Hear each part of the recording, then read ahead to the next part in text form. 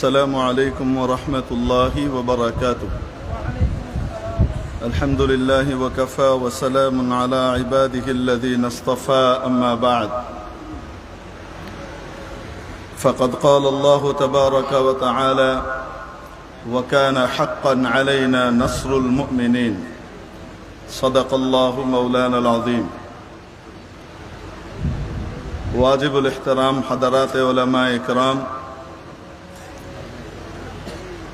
সংগ্রামী ত্যাগী নেতৃবৃন্দ,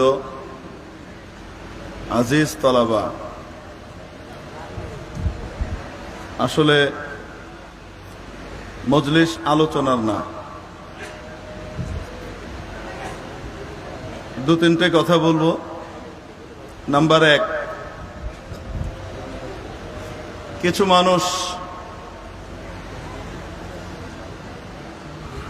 হেফাজতে ইসলামের নেতৃবৃন্দ এবং তৌহিদি জনতার প্রাণ পুরুষদের জন্য জেলখানার ব্যবস্থা করেছিল, মামলা হামলা হুলিয়া বহুত কিছু দিয়েছিল। বাহ্যিকভাবে মনে হয় যে এটা অনেক বড় ক্ষতি করে দিয়েছে আমাদের। আমি আপনাদেরকে বলবো, ক্ষতি 4 আনারও করে নাই, 16 আনা আগিয়ে দিয়েছে। নিজেদের জন্য গর্ত খুঁড়ে তার উপর দিয়ে আমাদের পার হবার ব্রিজ করে দিয়েছে। এই জেল জুলুমের মাধ্যমে আলেম ওলামার সাথে তৌহিদি জনতার গোটা দেশের মানুষের আস্থার যে অটুট সম্পর্ক তৈরি হয়েছে, এটা বিচ্ছিন্ন করা কিয়ামত পর্যন্ত সম্ভব নয়। ঠিক কি ঠিক না? এই সেতুবন্ধন এবং এই ব্রিজটা তৈরি করে দিয়েছেন ওনারা। আজকে গোটা জাতি এবং দেশ আলেম ওলামা এই তৌহিদি নেতৃবৃন্দের পেছনে ঐক্যবদ্ধ। যারা গর্ত খুঁড়েছেন নিজেদের জন্য, আমরা তাদের উদ্দেশ্যে বলতে চাই, পালাতে চাইলেও গর্ত খোঁড়ার কারণে পালাতে পারবেন না। যেই ব্রিজ নির্মাণ করেছেন আলেম ওলামাদের জন্য, সেই ব্রিজ ধরেই আগাতে হবে, আলেম ওলামার পিছন ধরেই যেতে হবে, এছাড়া মুক্তির কোনো উপায় নাই। নাম্বার 2, আল কুফরু মিল্লাতুন ওয়াহিদা। সমস্ত কুফরি তাকাত আল্লাহর নবীর ভাষ্য অনুযায়ী মুসলমানদের বিরুদ্ধে একজোট, এক প্ল্যাটফর্মে থাকবে। তাদের আপোষের স্নায়ু যুদ্ধ, স্বার্থের যুদ্ধ, এই যুদ্ধ ওই যুদ্ধ যাই থাক না কেন, মুসলমানদের এগেইনস্টে তারা সব সময় ঐক্যবদ্ধই থাকে। ঠিক কি ঠিক না?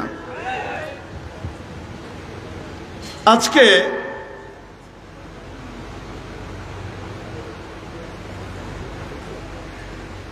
প্রিয় উপস্থিতি, আমাদের মুসলমানদের ছোট্ট একটা ভূমি বাংলাদেশ, মুসলমানদের এই অর্থে বলছি 92% জনতা হলো অধিবাসী দেশের মুসলমান। বাকি 8% যারা আছেন তারা সুখে শান্তিতে নিশ্চিন্তে নিরাপত্তার সাথে নিজের জীবন এখানে নির্বাহ করছেন। ঠিক কি ঠিক না? ধর্মীয় সংখ্যালঘু হওয়ার কারণে আজ পর্যন্ত সংখ্যাগুরুরা কারো উপরে আক্রমণ করে ধর্মীয় দাঙ্গা তৈরি করেছে, বাংলাদেশে এর নজির নাই। ঠিক কি ঠিক না? মেরে মুহতারাম দোস্ত, এই অল্প ঐক্যটাও অনেকে বরদাস্ত করতে পারছে না। এজন্য আমাদের দেশের একটা অংশ পার্বত্য চট্টগ্রামকে নিয়ে ষড়যন্ত্রে মেতে উঠেছে, যে কোনো মূল্যে এটিকে খ্রিস্ট রাজ্য বানিয়ে আমার দেশ থেকে পৃথক করতে হবে। এই চক্রান্তের জানান মাননীয় প্রধানমন্ত্রী আজ কয়েকদিন আগে দিয়েছেন, অথচ আলেম ওলামারা আজ থেকে 35-40 বছর আগ থেকে এই ব্যাপারে জাতিকে সতর্ক করে আসছেন। ঠিক কি ঠিক না? আজ থেকে 40 বছর আগ থেকে আলেম ওলামারা বলছেন, এদেশে নন গভর্নমেন্ট অর্গানাইজেশন, বেসরকারি সাহায্য সংস্থা, যেগুলো বৈদেশিক সাহায্য সংস্থা এদেশে এসেছে, এরা হলো ইস্ট ইন্ডিয়া কোম্পানির নব্যরূপ। ইস্ট ইন্ডিয়া কোম্পানি এদেশে এসেছিল ব্যবসার ছল আর চাতুরি ধরে। 190 বছর পর্যন্ত এদেশের জাতিকে তারা গোলাম বানিয়ে রেখেছিল, ঠিক কি ঠিক না? আজকে ইস্ট ইন্ডিয়া কোম্পানির এই নব্যরূপী এনজিও এবং বেসরকারি সাহায্য সংস্থাগুলো এদেশে ঢুকেছে, গভীরভাবে ষড়যন্ত্রের জাল বিস্তার করে এদেশ থেকে ঢালাও ভাবে ইসলামিক কৃষ্টি কালচার এবং ইসলামী সংস্কৃতিকে ঝেঁটিয়ে বিদায় করবার অপচেষ্টা করে যাচ্ছে। ঠিক তেমনি ভাবে আমাদের পাহাড়ের ভেতরে ষড়যন্ত্রের জাল বুনছে এদেশ থেকে বিচ্ছিন্ন করে পূর্ব তিমুরের মতো একটি খ্রিস্ট রাজ্য প্রতিষ্ঠা করবার জন্য, ঠিক কি ঠিক না? মাননীয় প্রধানমন্ত্রী, আমরা আপনাকে সাধুবাদ জানাই। শেষে হলেও আপনি স্বীকার করেছেন এদেশে খ্রিস্ট রাজ্য প্রতিষ্ঠার একটি ষড়যন্ত্র চলছে। কিন্তু আমরা বলতে চাই, একদিকে আপনি বেসরকারি এ সমস্ত বিদেশি চিহ্নিত এনজিওদেরকে ব্ল্যাঙ্ক চেক দিয়ে রাখবেন, নির্বিরোধীভাবে তাদেরকে কাজ করবার সুযোগ দেবেন, আর অপরদিকে দেশপ্রেমের ঘোষণা দেবেন আর বলবেন ওরা চক্রান্ত করছে, আর তাদেরকে আপনি ছাড় দিয়ে রাখবেন। জাতি কিন্তু এই দ্বিমুখী আচরণ দেখে হতাশ। আজকে এদেশে ব্র্যাক একটা এনজিও হিসেবে এসেছিল, আপনাদের মনে আছে কিনা? ব্র্যাক এসেছিল একটি এনজিও হিসেবে, তারপরে তারা ব্যবসা প্রতিষ্ঠান খুলেছে, তাদের আড়ং আছে। ব্র্যাকের ব্যবসা প্রতিষ্ঠান আড়ং। ব্র্যাক এদেশে ব্যাংকও করেছে, এদেশে আবার শিক্ষা প্রতিষ্ঠানও করেছে।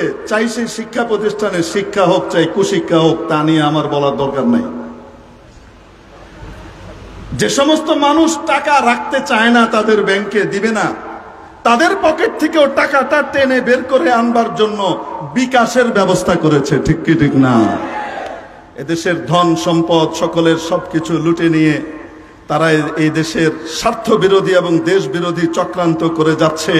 তাদের ব্যাপারে কোনো রকমের বিধিনিষেধ, তাদের ব্যাপারে কোনো রকমের প্রতিবন্ধকতা তৈরি না করে যারা নাকি তাদের বিরুদ্ধে কথা বলে, সে সমস্ত আলেম ওলামার ঘাড়ে যখন মামলার হামলার হুলিয়া চাপিয়ে দেওয়া হয়, তখন জাতি আপনার কথা বিশ্বাস করতে সন্দেহ করে। আমরা পরিষ্কার করে বলতে চাই, ভালোবাসা যদি করতেই হয় তো মুসলমানের সাথে ভালোবাসা করেন। এই সীমান্তের ওই পারের দাদাদেরকে চুমা দিয়েও লাভ নেই, জঙ্গলের ওই পারের নাক চ্যাপটা চীনাদেরকে গলা লাগিয়েও লাভ নাই। এরা আপনাকে 2-4টি ব্রিজ করার জন্য টাকা পয়সা দেবে, কিন্তু চীনের মদদে, আমেরিকা এবং ইউরোপিয়ান কান্ট্রিগুলোর মদদে, সম্মিলিত মদদে আমাদের পাহাড়ে কুকি চীন তৈরি করা হয়েছে, ঠিক কি ঠিক না? একের পর এক তারা দেশ বিরোধী কর্মতৎপরতা চালাচ্ছে। তাদের ব্যাপারে আপনি যথাযথ পদক্ষেপ নিন। চীনের সাথে শুধু বন্ধুত্বপূর্ণ সম্পর্ক রাখলে হবে না, তাদের ব্যাপারে সচেতনতাও অবলম্বন করা জরুরি, ঠিক কি ঠিক না? এদের ব্যাপারে ব্যবস্থা নেন, আমরা আপনাদের সাথে থাকব। কিন্তু যদি আপনি সবাইকে ছাড় দিয়ে রাখবেন আর মুখে মুখে বলবেন যে খ্রিস্ট রাজ্য প্রতিষ্ঠা হয়ে যাচ্ছে, কিন্তু এই সমস্ত ডাইভার্সনের মাধ্যমে দেশ আর জাতি দ্বিতীয়বার বিভ্রান্ত হতে রাজি নাই, ঠিক না? আমাদের একটাই কথা, এই দেশ এর মুসলমান কখনোই আপনাদের ঘাড়ে পড়তে যাবে না। কে ক্ষমতায় আসলো, কে ক্ষমতা থেকে নামলো, তা নিয়ে আমাদের মাথা ব্যথা নাই, তা নিয়ে হেফাজতে ইসলামের মাথা ব্যথা নাই। কিন্তু যদি ইসলামের গায়ে সামান্য আঁচড় দেওয়া হয়, ইসলামের দিকে যদি সামান্য বাঁকা চোখে তাকানো হয়, তাহলে সেই চোখ জারি হোক না কেন, চোখ উপড়ে ফেলা হবে, ছেড়ে দেওয়া হবে না। নসরুম মিনাল্লাহি ওয়া ফাতহুন করিব। আসসালামু আলাইকুম ওয়া রাহমাতুল্লাহি ওয়া বারাকাতুহু।